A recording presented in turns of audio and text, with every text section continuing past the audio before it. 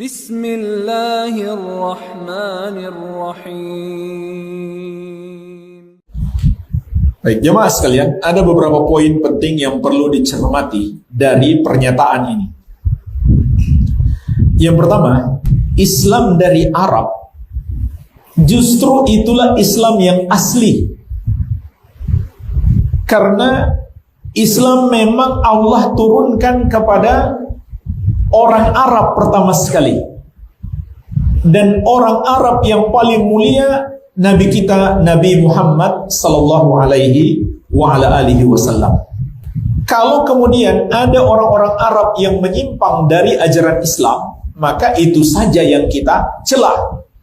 Jangan mengeneralisir. Bahkan Allah ingatkan khusus kepada bangsa Arab. Laqad ja'akum rasulun min anfusikum. Sungguh telah datang kepada kalian seorang rasul dari diri kalian sendiri, dari bangsa Arab. Walaupun ayat ini juga bisa bermakna dari jenis manusia, tapi secara khusus ayat ini mengandung makna kemuliaan bangsa Arab. Namun jemaah sekalian, tentu kemuliaan itu hilang ketika hilang keimanan dari diri mereka. Orang Arab itu mulia karena iman. Kalau mereka tidak beriman, maka mereka bukan lagi orang yang mulia. Iya. Jadi ini yang pertama. Ini kalimat mengandung penolakan terhadap ajaran Rasulullah sallallahu alaihi wasallam dan pengkaburan makna, seakan-akan Islam itu ada banyak versi. Ada Islam Arab, ada Islam Nusantara, nanti ada Islam Amerika, Eropa, dan seterusnya. Tidak. Islam itu satu. Islam yang datang dari Arab, yang Allah turunkan pertama sekali kepada orang Arab, namun ditujukan untuk seluruh umat manusia. Sebagaimana kata Allah, Qul ya ayuhan nasu inni rasulullahi ilaikum jami'an. Katakan wahai manusia, sesungguhnya aku adalah utusan Allah untuk kalian semuanya. Jadi seluruh makhluk harus ikut pada Islam Arab, yaitu Islam yang pertama sekali diturunkan oleh Allah kepada orang Arab yang paling mulia, Nabi kita Nabi Muhammad sallallahu alaihi wa ala alihi wasallam. Bukan Islam yang ada pada sebagian orang Arab yang sudah menyimpang, bukan itu maknanya.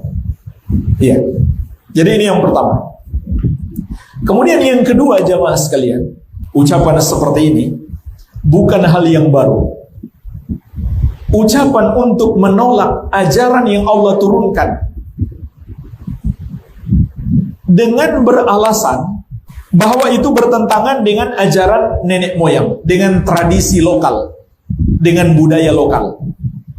Ini kalimat yang diucapkan oleh seluruh penentang para nabi dan rasul dari dulu sampai hari ini. Sebagaimana Allah ingatkan dalam banyak ayat. Wa idza qila lahum ittabi'u ma anzalallah qalu bal nattabi'u ma alfayna alaihi aba'ana awalau kana aba'uhum la ya'kiluna syai'aw wa la yahtadun. Dan apabila dikatakan kepada mereka, ikutilah yang Allah turunkan, yaitu Allah turunkan kepada para nabi dan rasul, termasuk Nabi Muhammad SAW yang orang Arab. Ikutilah ajaran itu yang Allah turunkan kepada Rasulullah SAW, Nabi kita yang orang Arab. Maka ketika diperintahkan seperti itu, mereka pun berkata, kami hanya mau mengikuti apa yang diwariskan oleh nenek moyang kami, tradisi budaya kami. Subhanallah, persis sekali seperti ucapan mereka dahulu. Maka Allah membantah mereka. Awalau kana aba'uhum la ya'kiluna syai'aw wa la yahtadun. Apakah mereka masih mau mengikuti juga? Walaupun nenek moyang mereka tidak mengetahui apapun dan tidak mendapatkan hidayah. Tidak mengetahui apapun artinya, belum mengerti ajaran-ajaran agama.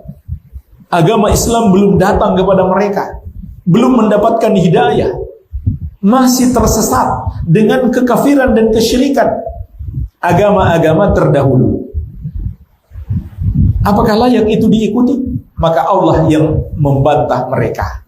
Jadi ini poin yang kedua yang perlu dicermati dari pernyataan ini. Persis seperti yang diucapkan oleh para penentang Nabi dan Rasul terdahulu. Jadi ini kita jangan terlalu heran, karena pertikaian, perselisihan antara pengikut kebenaran dan kesesatan itu akan terus berlanjut sampai akhir zaman.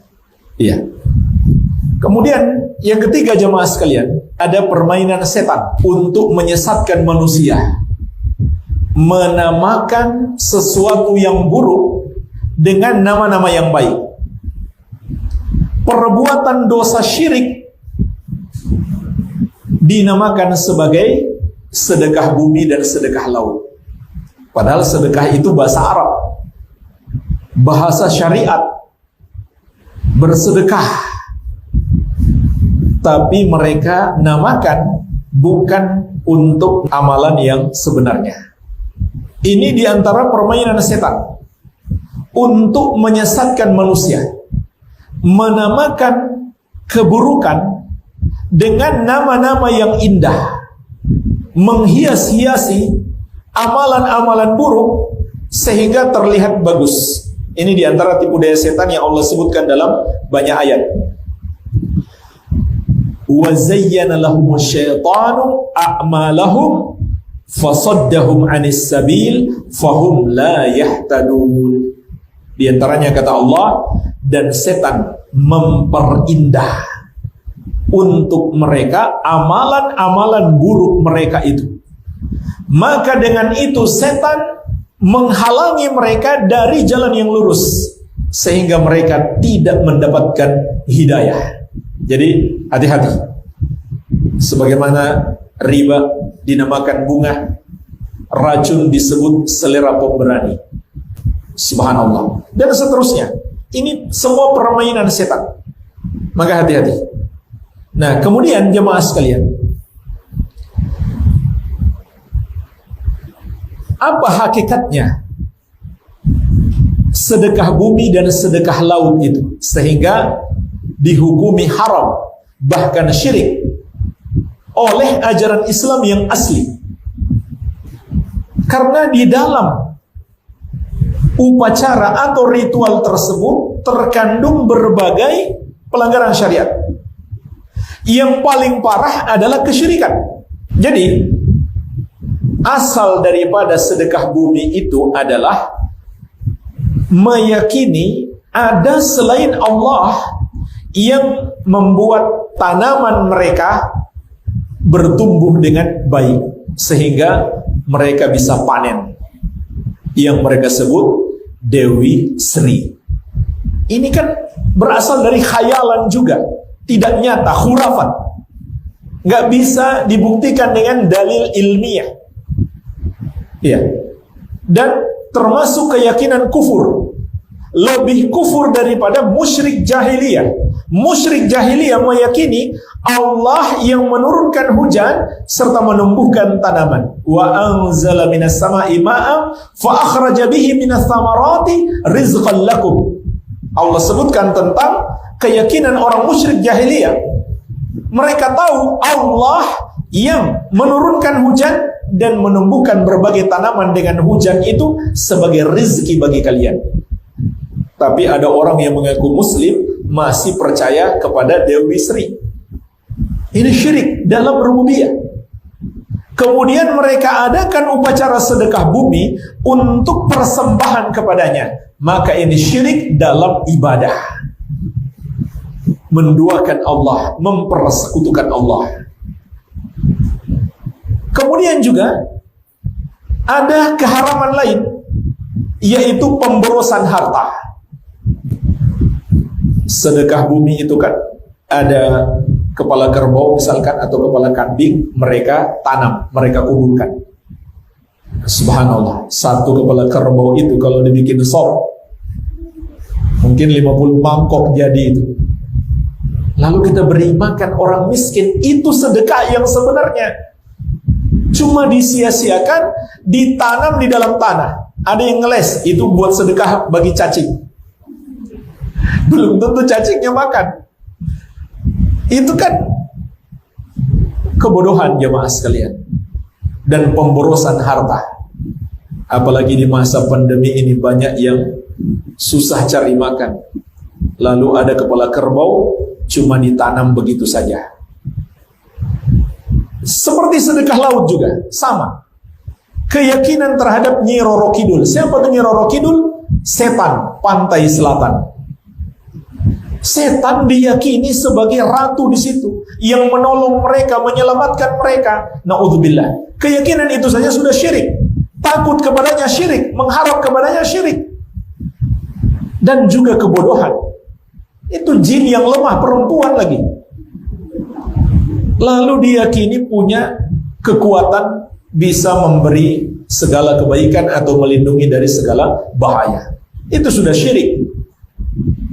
Kemudian mereka persembahkan ritual sedekah laut kepadanya. Itu syirik dalam ibadah. Mereka sembelih juga untuk dia.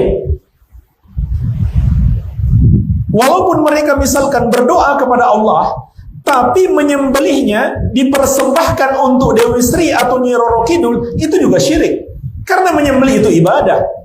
Bukankah dengan tegas Allah mengatakan, "Fasholli li rabbika wanhar." Maka salatlah hanya untuk Rabbmu dan menyembelihlah hanya untuknya. Maka menyembelih untuk selain Allah adalah syirik. Lalu kemudian kepalanya mereka larung ke laut dengan berbagai macam makanan. Ngeles juga sebagai sedekah buat ikan. Belum tentu dimakan ikan juga. Dan ikan sebenarnya nggak butuh. Laut itu gudangnya makanan. Sementara banyak orang miskin yang butuh makan, subhanallah. Berbagai macam makanan dan kepala kerbau atau kepala kambing. Bahkan ada kambing 1 ekor belum disembelih, dilempar ke laut. Dan ini juga zalim jemaah sekalian. Itu zalim, membunuh dengan tanpa hak, dengan cara yang tidak benar. Zalim kepada kambing. Itu bahaya besar. Iya. Jadi itu pemborosan harta dan berpaling dari amal soleh bersedekah kepada orang miskin, lalu dipersembahkan itu hanya untuk setan-setan tersebut. Ya. Maka sudah jelas haram. Dan jamaah sekalian, saya katakan ini ajaran asli yang mereka sebut Salafi Wahabi. Padahal ajaran asli ajaran Islam. Karena Salafi itu sendiri kan pengikut Salaf. Salaf itu artinya Rasulullah SAW dan para sahabat. Adapun istilah Wahabi hanya penamaan mereka saja. Dan subhanallah, betapa jelasnya ini bukan ajaran Islam, sedekah bumi dan sedekah laut. Sehingga para ulama NU, Nahdlatul Ulama dahulu, juga telah mengeluarkan fatwa haram untuk acara sedekah bumi ini. Nanti bisa dilihat di buku fatwa-fatwa para ulama NU terdahulu, itu ada fatwa haram. Jadi jemaah sekalian, jelas keharamannya. Dan semua yang dilarang oleh syariat itu untuk kemaslahatan kita. Justru orang yang menolaknya, dialah yang arogan, dialah yang sombong. Karena hakikat sombong apa? Kata Nabi SAW, batrul haq wa ghamtun nas. Menolak kebenaran dan menganggap remeh orang lain. Nomor 1 kesombongan yang paling tinggi adalah menolak kebenaran. Apa kebenaran itu? Yang datang dari Allah dan Rasulnya.